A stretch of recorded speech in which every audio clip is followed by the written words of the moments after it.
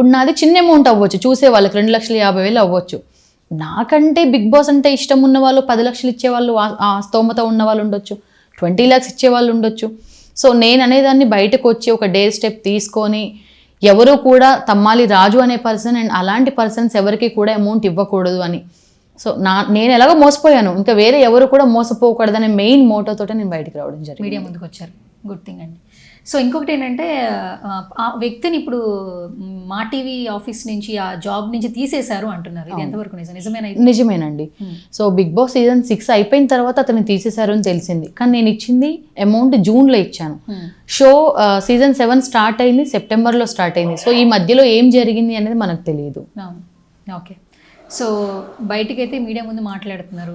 ఒక విషయం అయితే మిమ్మల్ని బాగా అప్రిషియేట్ చేయొచ్చు, మీరు అన్నట్టు ఇంతకుముందే 2,50,000 అనేది ఒక రకంగా చిన్న అమౌంట్ అయినా కూడా మీకు జరిగిన అన్యాయాన్ని కెమెరా ముందు మాట్లాడుతూ ఇంకా చాలామంది సఫర్ అవ్వకూడదని ఒక ఇష్యూని అయితే మీరు తీసుకొస్తున్నారు. స్టార్టింగ్ అప్పుడు ఇంటర్వ్యూస్ ఇస్తున్నప్పుడు భయం అనిపించలేదా? ఇంట్లో వాళ్ళు వద్దమ్మా అని చెప్తారు, ఎందుకంటే ఫీమేల్స్ అంటే ఇండస్ట్రీ అంటే ఇప్పటికీ వద్దంటారు. అవును. ఆల్మోస్ట్ ఇప్పుడు మీరు బ్రదర్ మాత్రమే హైదరాబాద్లో ఉంటున్నారు, మీకు ప్యాషన్తో మీరు హైదరాబాద్ వచ్చారు. బట్ మమ్మీ డాడీ అక్కడే స్టే ఉన్నారు, వాళ్ళు విలేజ్లో ఉంటున్నారు, అగ్రికల్చర్ వర్క్ చేసుకుంటున్నారు, 4 రకాల మాటలు మాట్లాడుతూ ఉంటారు. ఇవన్నీ ఎలా ఫేస్ చేస్తున్నారు? నేను ఒక యాంకర్గా ఉన్నప్పుడే నేను నెగిటివిటీని మొత్తం పక్కకు పెట్టడం అయిపోయింది. నేను ఫస్ట్ యాంకర్గా ఉన్నప్పుడు, ఇప్పుడు ఇది మనం 2024లో ఉన్నాము, 2013కి ఇప్పటికీ చాలామంది అప్పుడు మాట్లాడిన మాటలు వేరున్నాయి, ఇప్పుడు మాట్లాడే మాటలు వేరుంటాయి.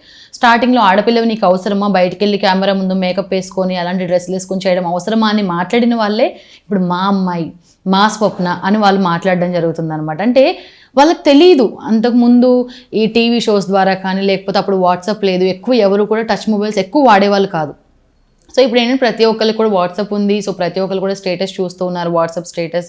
కానీ 4 మాటలు ఇప్పటికీ అంటారు. ₹1 బొమ్మ బొరుసు ఎలా ఉంది, ఒక మనిషికి ప్రశంసలు విమర్శలు కూడా అలాగే ఉంటాయి.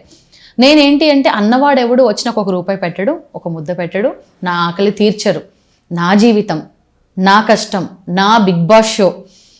అంటే ఇంత జరిగినా కూడా నేను ఎందుకు బిగ్ బాస్ షో అంటున్నాను అని అంటే, నన్ను మా టీవీ వాళ్ళు మోసం చేయలేదు, బిగ్ బాస్ షో యాజమాన్యం నన్ను మోసం చేయలేదు. మా టీవీలో ప్రసారమయ్యే బిగ్ బాస్ షో అనే ఒక కార్యక్రమం పేరు అడ్డు పెట్టుకొని తమ్మాలి రాజు అనే పర్సన్ నన్ను మోసం చేశాడు తప్ప, ఎవరో ఏదో విమర్శించారు, బ్యాడ్గా కామెంట్స్ చేశారు అని అవేవి నేను తీసుకుంటే అసలు ఒక యాంకర్గా, ఒక ఆర్టిస్ట్గా, ఒక హీరోయిన్గా ఉండేదాన్ని కాదు.